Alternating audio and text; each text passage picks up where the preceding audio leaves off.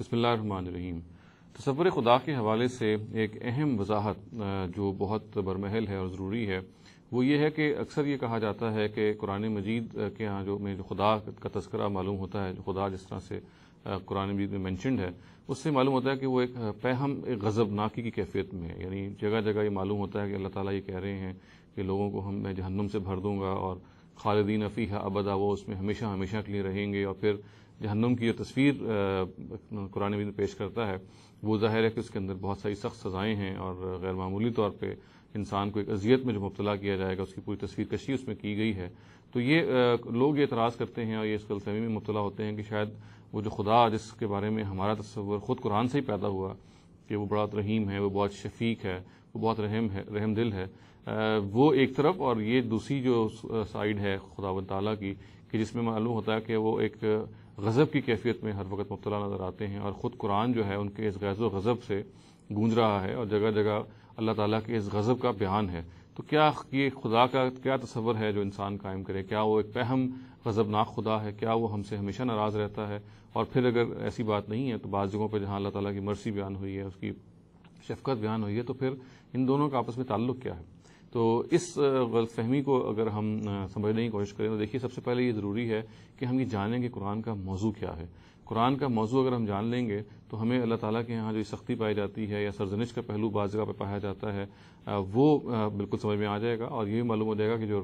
رحمت بیان ہوئی ہے اس کا کیا محل ہے۔ دیکھیے قرآن مجید کا جو موضوع ہے بنیادی طور پہ وہ نبی صلی اللہ علیہ وسلم کی جو پورے کا پورا انذار کا واقعہ ہے جو پیش آیا، جو انہوں نے خبردار کیا لوگوں کو اپنے دور میں اور دنیاوی نتائج سے خبردار کیا، اس کو قرآن مجید نے محفوظ کر لیا ہے۔ اور یہ اس پوری داستان ہے اس انذار کی، اس خبردار کرنے کی جو ایک مہم ہے اس کی۔ اور اس کے ساتھ ساتھ جو قدیم انبیاء گزرے ہیں، جو قدیم ان سے پہلے بہت سارے رسول گزرے ہیں، انہوں نے بھی جب اپنی قوموں کو خبردار کیا اور جب وہ خبردار ہونے کے باوجود یعنی کرنے کے باوجود باز نہیں آئے تو پھر جو دنیا میں ان کو سزا دی گئی اس کی تفصیل ہے۔ اور پھر اس کے ساتھ ساتھ یہی بتایا گیا کہ وہ قومیں جو اپنے رسولوں کا جانتے بوجھتے ہوئے انکار کرتی ہیں، دنیا میں تو وہ ظاہر کے تہ و تیغ ہوتی ہیں، نیست و نابود ہوتی ہیں، آخرت میں ان کا جو انجام ہے بہت خوفناک ہے۔ اور انہی کے بارے میں کہا گیا کہ خالدین فیہا ابدا، کہ وہ لوگ ہوں گے کہ جو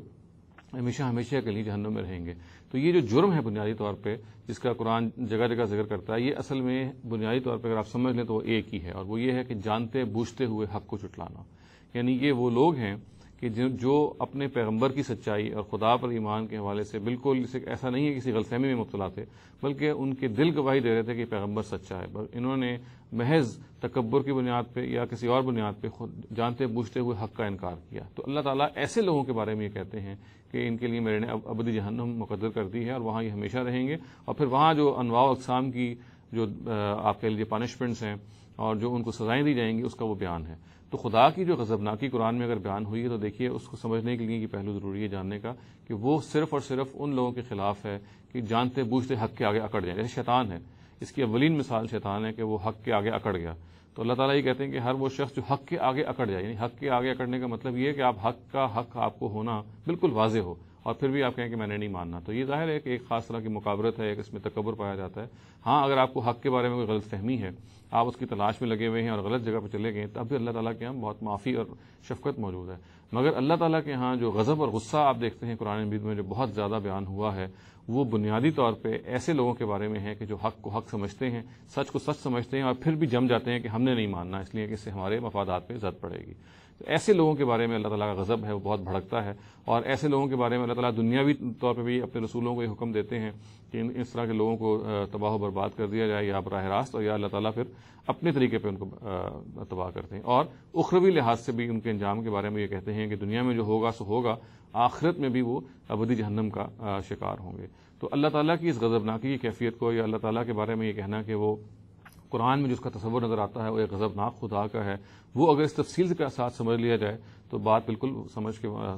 نکھر کے سامنے آ جائے گی۔ اور جو دوسرا پہلو ہے ظاہر ہے وہ بھی سامنے آ جائے گا کہ وہ لوگ کہ جو حق کے آگے اپنے آپ کو جھکا دیتے ہیں، وہ لوگ کہ جو حق کے آگے ڈھہ پڑتے ہیں، ان کو پھر اللہ تعالیٰ ان کی رحمتیں ہیں، اللہ تعالیٰ کی شفقتیں ہیں جو ان لوگوں کو ہر طرف سے مبارکباد پیش کریں گی اور اپنے آپ کو ان کو ویلکم کریں گی۔ تو ہم یہ کہہ سکتے ہیں کہ خداوند تعالیٰ کا جو تصور قرآن میں بیان ہوا ہے اس کے اندر اگر کوئی غیظ و غضب کا پہلو ہے تو وہ بنیادی طور پہ ایسے لوگوں کے خلاف ہے اور ان کے اخروی انجام کو بیان کرتا ہے جو سچائی اور حق کو ڈٹائی کی وجہ سے، یعنی کسی غلط فہمی کی وجہ سے نہیں بلکہ اس کو صحیح سمجھ کے جانتے بوجھتے ہوئے اس کا انکار کرتے ہیں، اور یہی وہ غضب ہے جو اللہ تعالیٰ اس کا اظہار کرتے ہیں۔ اور دیکھیے، غور کیجئے کہ یہ وہ غضب ہے یا وہ غصہ ہے جو ہمیں بھی آتا ہے۔ ہم اپنی زندگی میں غور کریں، ہمارے سامنے بھی وہ لوگ کہ جو سچ کو سمجھیں اور اس سچائی کا پھر جانتے بوجھتے ہوئے انکار کر دیں، اگر کوئی ایسا کیس ہمارے سامنے آتا ہے تو پھر یہ وہ کیس ہوگا کہ جس میں انسان بھی، اس کو بھی بہت غصہ آئے گا اور کوئی بھی انسان اس کو گوارا نہیں کرے گا۔ تو اسی کو آپ قیاس کیجئے کہ خداوند تعالیٰ جو ہیں اگر وہ موجود ہیں اور انہوں نے ظاہر ہے کہ جسٹس بھی کرنا ہے، انہوں نے عدل اور انصاف سے بھی کام لینا ہے، تو ایسے لوگوں کو کہ جو جانتے بوجھتے ہوئے حق کو جھٹلا دیں، وہ پھر کیسے ان کے ساتھ اچھا سلوک کر سکتے ہیں؟ ان کو اسی غصے کا مظاہرہ کرنا ہے۔ اور دیکھیے، اس میں ایک رحمت کا پہلو یہ ہے کہ پہلے سے بتا دیا گیا ہے، یعنی ایسا نہیں کہ اطلاع ہوگی وہاں جا کے، بلکہ وارننگ دے دی گئی ہے کہ اگر آپ نے جانتے بوجھتے اگر آپ نے انکار کیا سچائی کا تو یہ آپ کا اخروی انجام ہو سکتا ہے، چنانچہ آپ اس سے بچ جائیں۔ تو یہ وارننگ جو ہے، جو بیفور ہینڈ دے دی گئی، جو پہلے دے دی گئی، یہ خود انسان کے لیے ایک بہت بڑی رحمت ہے۔ اگر اس پہ وہ کان دھرے تو اس اخروی سزا سے وہ بچ سکتا ہے۔ اقول قولی ھذا واستغفر اللہ لی ولکم ولسائر المسلمین والمسلمات۔